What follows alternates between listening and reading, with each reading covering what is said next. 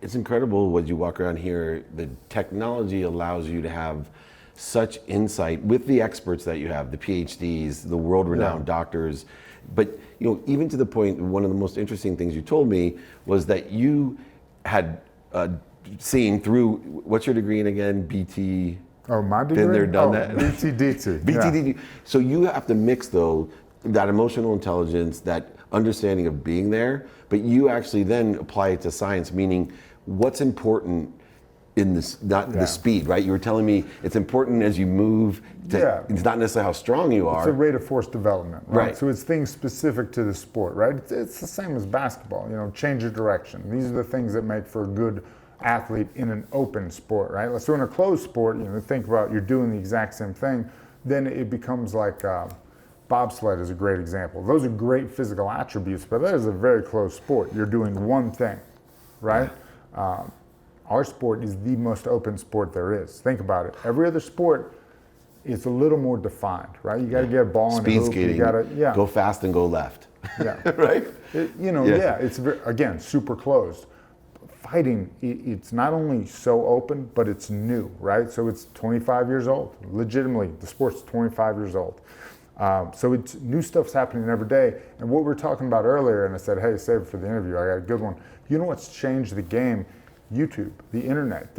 So now, in my day, now you don't say, oh, I gotta save this, hide this technique. You can't hide the technique. There's a million billion fights. Somebody's doing the technique. Somebody's showing it already. So now what you do is you get the technique out as fast as you can, and you say, first, basically, hey, I want to show you this type of arm drag when I do this. Oh, okay. And now 1,000 kids see that, and now they're doing that. So what's that done? What that has done is speed up the evolution of the game. In my day, I paid somebody $75 for a seminar, so we kind of cloistered that knowledge in, And a lot of boxers are still like this. They don't want you to see their drills. They don't want you to know. And I'm like, hey man, I'm watching these drills for free on somebody else's Instagram. So you trying to sell DVDs is not the greatest. So what you really have to sell is yourself now, right? So I have to show you that I can do X, Y, and Z in these drills or these techniques, and then you come in and I work with you, right? So now I gotta market myself and sell myself as opposed to just selling you a book or a DVD. Which is so important because this whole business model with the Performance Institute is that the UFC started realizing the value of the fighter, or athlete, I should say, but they started seeing that. You can say fighter. Yeah, and early on too, there was that argument that the fighters were not valued.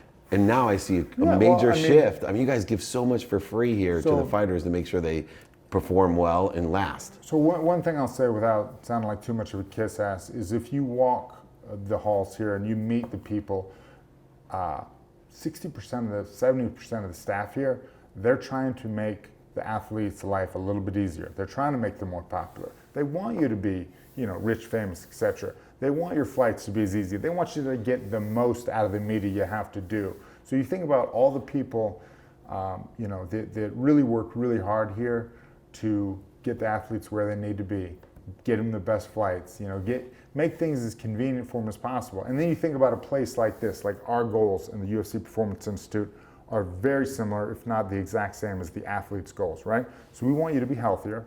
We want you to be able to fight as often as you can. We want you to have as easy as time as possible making weight, walk around healthy, close to your fighting weight. And if you do get hurt, we want you to recover as fast as possible. I like to use Cody Garbrandt as an example. He was on top of the world, and then he took a year off.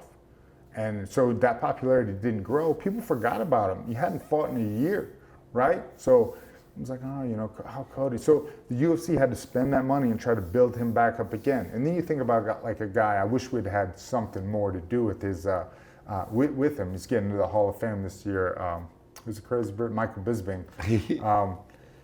Here's a guy, he becomes like famous. So he's built up this aura, and then late in his career, he becomes champ. And that's when he starts making all the money, is that last third or fourth of his career. That's when he made all his money. That's when he was super popular out. That's when he sold, some famous British Coliseum out in like 8 minutes. That's when he was like, so your money, your big money, like a guy like DC, your big money is going to come at the back end of your career. So if you can stay healthier when you're young, train smarter, develop better habits, the back half of your career is going to be a lot more lucrative for you, the athlete.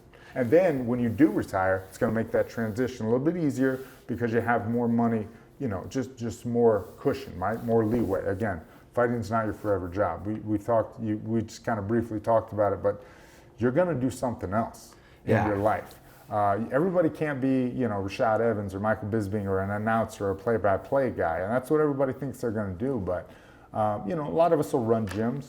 I just run the best gym. Yeah. So. Well, but you also have this great perspective. I mean, you've written these Zen books, which is incredible. But moreover, I see a lot of athletes that talk, but they don't walk the walk when it comes to transitioning into business. Where you have this unique perspective, you really see things on a business level. When I've seen this before, myself included. I want to be a businessman. But I don't have the education. And the truth is, I'm too lazy to learn it. It's not impossible stuff. You can learn it. So when an athlete retires and they're going to go start their own gym, I say, look, the front half of the house. You know half. You don't know how to do the books. You don't know how to do the taxes. You better find somebody you can trust to do the back half of the house for you, or you better learn how to do it. Have your husband or wife do it, So that's what you have to understand. And then a lot of athletes get into business and say, I'm good. I'm a good public speaker. I can handle myself in a room full of people. I got important stuff to say, but are you willing to do the homework? Do you have the background knowledge? Like, you've been doing business stuff since you were what, 17, 18? Right, exactly. I've been doing business stuff since I was 35. Right. All right, that's a tough gap to bridge. I didn't go to college. I got a degree in political science. So if you want to know about like nuclear non-proliferation, I can help you out. Right. Circa 2000. Anything other than that, I got nothing. Right on. So yeah. Now, you do have mentorship, though. One of the things about the UFC is, they always say the fish is rotten from the head down, but, like any team, league, organization, or business, when you have great leaders, it seems to trickle down. And I see the UFC always succeeding because the Fertittas and Dana and all these guys are so not only successful, but they mentor everybody. Now it's Lawrence and Pete, and we have a great.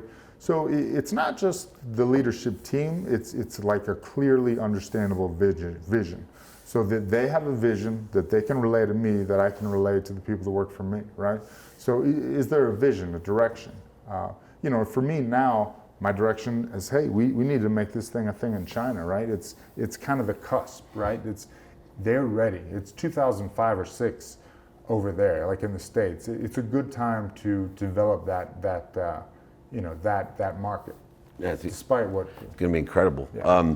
Now, mixed martial arts is so many different disciplines, and as someone who's more a sports business person, a sports technology person, I'm consistently watching it, going, what discipline? Because I have so many different disciplines in business that I'm good at, right? I have a law degree, a business, technology, sports. Now, for you, what is the most, do you think, powerful discipline for the sport? Let me give you two answers. One, so any form like wrestling, judo, the ability to control where the fight happens. If you're like Chuck and you're a good wrestler and you can, avoid the takedown and make the fight a standing fight. Just the ability to control where the fight happens. And then the other thing is what kids have today, everything. So they started learning it all. I remember seeing this even when I was still training and competing every day. I'd see 14-year-olds that had a very similar skill set to mine. But because they'd started doing everything. They didn't think, this, that, the other. I remember in Singapore, I was teaching kids, like elementary school kids, martial arts, and they said, "Oh, you did karate?" And I was like, "I've never done karate." And they're like, "Those are karate kicks." And I was like, "Oh, it's just martial arts to me. It's just mixed martial. I've never done karate a day in my life." But these kids are like, "No, that you're doing karate."